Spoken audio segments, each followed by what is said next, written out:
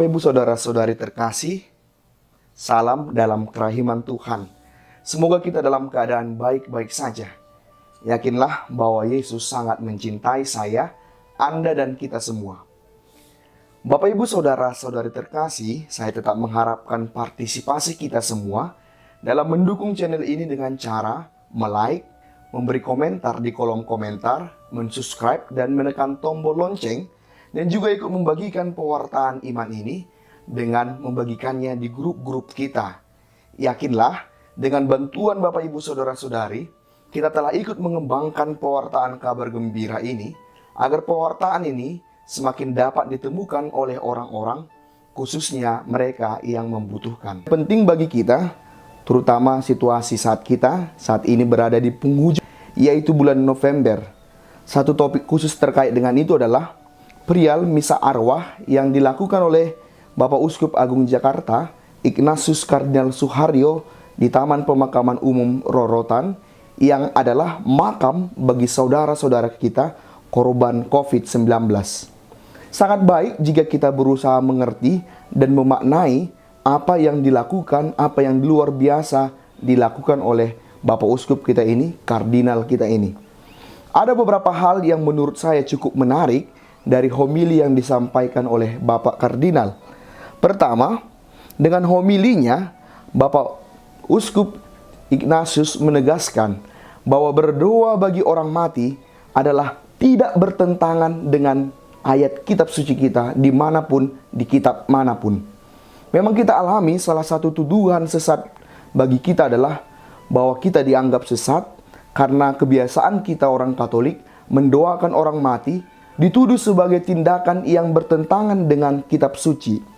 Saya masih ingat bahwa dalam video saya perihal beda pemahaman antara Katolik dan Protestan yang saya pernah upload sebelumnya, ada banyak komentar baik, juga komentar yang kurang baik, termasuk mempertanyakan bahkan menyudutkan ajaran Katolik perihal mendoakan orang mati.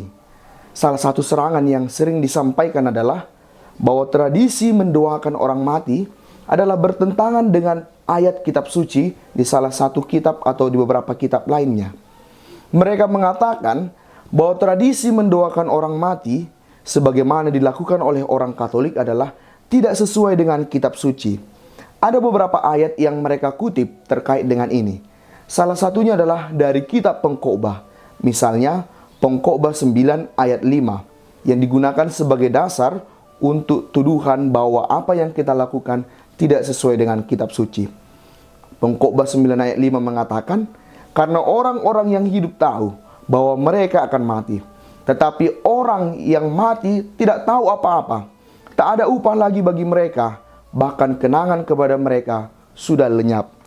Dengan ayat-ayat ini, mereka kemudian mengatakan bahwa tradisi mendoakan orang mati tidak sesuai dengan kitab suci. Mereka menafsirkan ayat tadi dengan mengatakan orang hidup dan mati telah terputus hubungannya.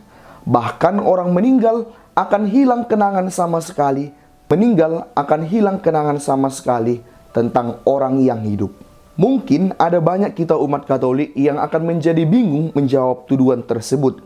Apalagi kita sadari bahwa kita tampaknya kurang akrab, terbiasa bergumul dengan ayat-ayat kitab suci.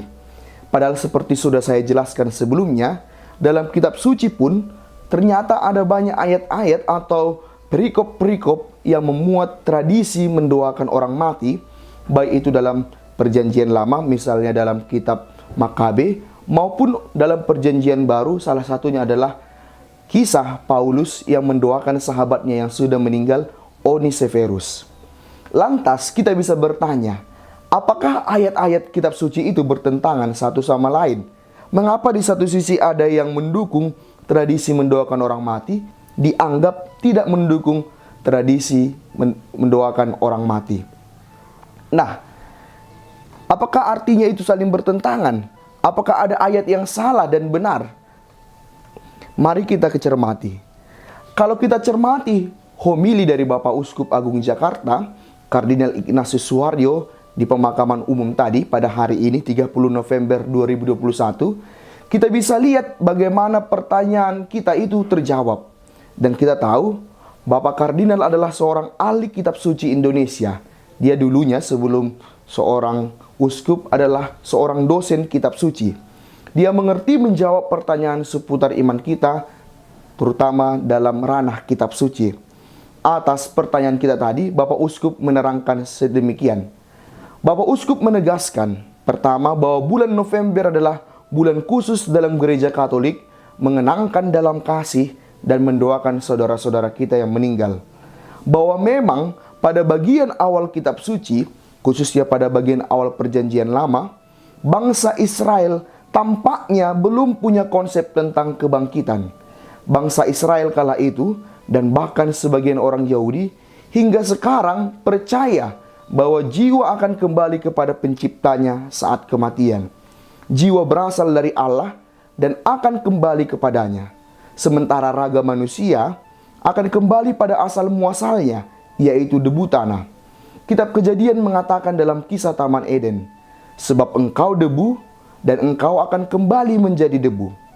Hal yang sama diungkapkan oleh kitab Pengkhotbah ketika berbicara tentang masa senja hidup manusia. Debu kembali menjadi tanah seperti semula dan roh kembali kepada Allah yang mengaruniakannya. Dengan cara pandang ini, paham kebangkitan belum pernah masuk dalam benak mereka. Menariknya, bangsa Israel kuno saat itu ternyata juga berpikir akan adanya tempat tinggal bagi orang mati. Seringkali disebut dengan alam atau dunia orang mati, yaitu Sheol. Semua orang, entah baik atau jahat, akan masuk Sheol. Namun, kita belum persis mengetahui apa itu Sheol sebenarnya. Apakah itu tempat penantian? Kalau semua orang kembali kepada Allah, mengapa harus ada Sheol? Perjalanan iman akan kebangkitan memang sangat panjang, sebagaimana diungkapkan oleh Bapak Uskup Suharyo dalam homilinya tadi. Semula, orang Israel tidak berpikir akan kebangkitan orang mati, hidup sesudah kematian. Kalau orang meninggal, selesailah semua. Maka dalam perjanjian lama disebutkan, orang yang masuk ke dalam liang kubur telah masuk ke dalam kegelapan, dan dia tidak dapat memuji Allah. Hidupnya dianggap sudah selesai. Namun pelan-pelan dalam sejarah karya Allah, orang kemudian bertanya, orang Israel saat itu bertanya, kalau Allah itu baik, mengapa ada orang yang baik yang mati muda? Saat itu memang orang Israel percaya kalau Allah mengasihi, dia akan memberikan berkat, salah satunya adalah umur panjang. Tapi ternyata ada orang muda yang baik, bahkan pahlawan-pahlawan yang meninggal di usia muda. Dan pertanyaan muncul, mengapa orang muda yang baik itu meninggal dunia? Kan Allah itu baik.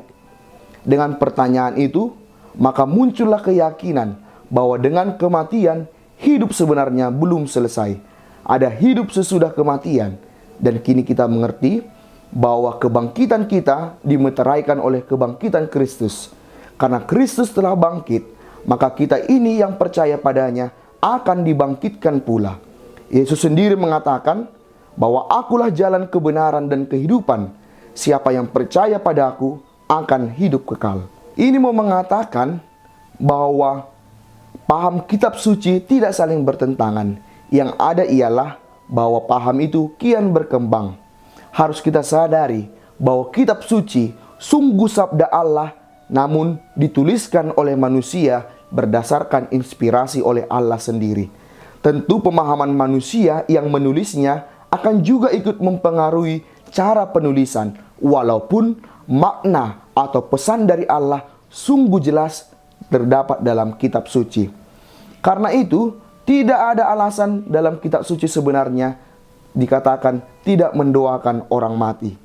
Ayat yang dituduh tidak mendoakan orang mati harus dilihat dalam konteksnya saat itu. Saat dimana belum ada paham akan kebangkitan orang mati.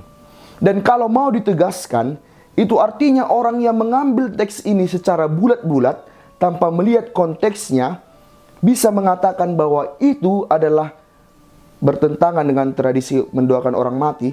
Tapi jangan lupa, ketika kita mengambilnya secara bulat-bulat, bukan hanya menentang tradisi mendoakan orang mati, sekaligus juga ketika kita mengangkat ayat itu dan menuduh itu adalah ayat menentang tradisi mendoakan orang mati, sekaligus kita sebenarnya sudah mengatakan tidak percaya akan kebangkitan, paham akan kebangkitan.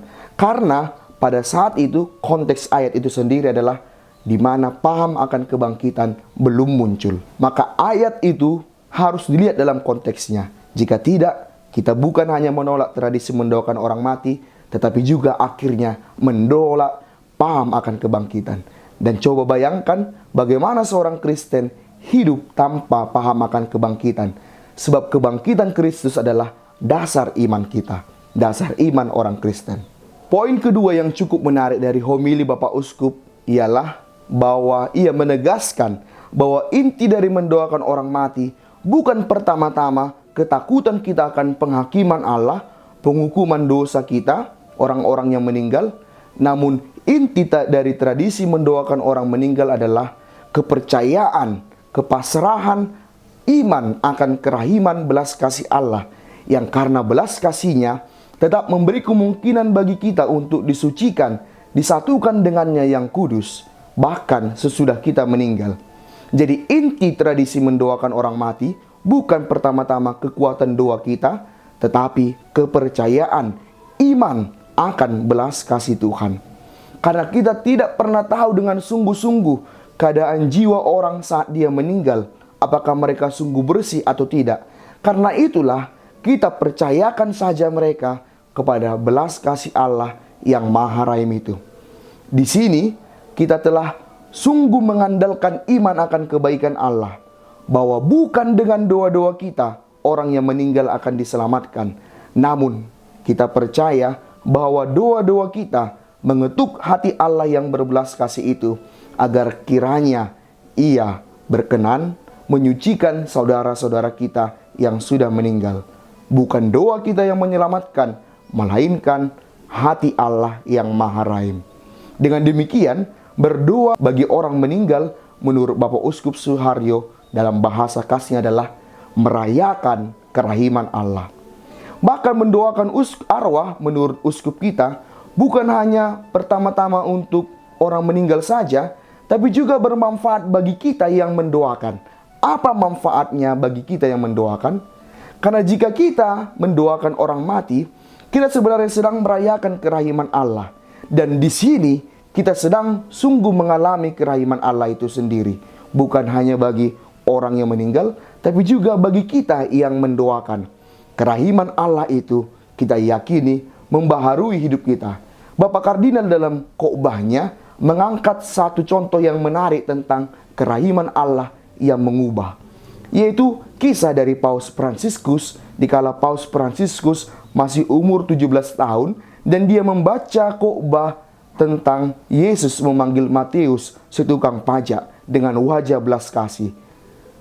Paus saat itu, yaitu George Bergoglio yang masih muda, kemudian melihat bahwa Yesus dengan wajah penuh belas kasih memanggil orang, yaitu Matius itu, dan akhirnya mengubah hidupnya.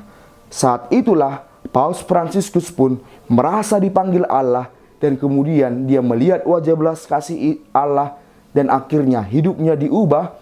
Dia memilih menjadi imam serikat Jesuit, dan akhirnya kita lihat sampai sekarang pembaharuan-pembaharuan yang terjadi di dalam dirinya dan bahkan bagi gereja karena kerahiman Allah. Nah, jadi mendoakan orang meninggal adalah merayakan kerahiman Allah yang kita yakini akan juga mengubah hidup kita. Poin ketiga yang saya lihat dari homili kardinal adalah mengingat keluarga-keluarga yang ditinggalkan oleh korban COVID. Bapak Kardinal tampaknya sangat berbela rasa dengan mereka keluarga yang ditinggalkan. Apalagi keluarga yang ditinggalkan oleh korban COVID yang ternyata adalah pilar keluarga. Bapak Kardinal mendoakan dan menjaga mereka. Jadi salah satu arti dari misa yang disampaikan, dipersembahkan Bapak Kardinal di kuburan itu adalah tanda cinta, perhatian, semangat, solidaritas, dan bela rasanya, dan juga bela rasa gereja bagi keluarga-keluarga korban COVID. Kiranya apa yang dilakukan Bapak Uskup Kardinal Suharyo sungguh menyemangati keluarga-keluarga yang ditinggalkan, khususnya yang ditinggalkan oleh para pilar-pilar keluarganya. Bapak Uskup sampai rela datang ke kuburan dan merayakan misa di sana semata-mata untuk mengatakan kepada para keluarga itu bahwa dia ikut merasakan penderitaan yang dialami oleh keluarga korban COVID. Bahkan Bapak Uskup menghimbau agar mereka yang sanggup mengulurkan tangan, mengulurkan bantuan bagi keluarga-keluarga yang terkena dampak COVID, khususnya mereka yang ditinggalkan oleh pilar-pilar keluarga. Dan poin terakhir, Bapak Uskup berdoa di makam korban COVID adalah untuk mendoakan agar wabah yang telah memporak-porandakan kehidupan manusia di seluruh dunia ini segera terselesaikan. Allah kiranya berkenan menolong kita. Dan pernyataan penting dari Bapak Uskup Suwaryo adalah memohon agar Allah mendorong kita, agar kita mau menggerakkan hati, membuka hati untuk mau menjaga diri dari COVID. Bukan semata-mata untuk keselamatan diri kita saja, melainkan juga untuk segenap kehidupan. Menjaga diri bukan hanya untuk kepentingan diri sendiri, melainkan demi kepentingan seluruh lapisan masyarakat. Akhirnya Bapak Ibu Saudara-saudari terkasih, kiranya penjelasan ini menguatkan iman kita dan akhirnya membuat kita sadar bahwa tradisi mendoakan orang mati adalah bagian dari merayakan kerahiman Allah. Kita tetap berseru, Yesus, Engkau andalanku, Pace Ebene.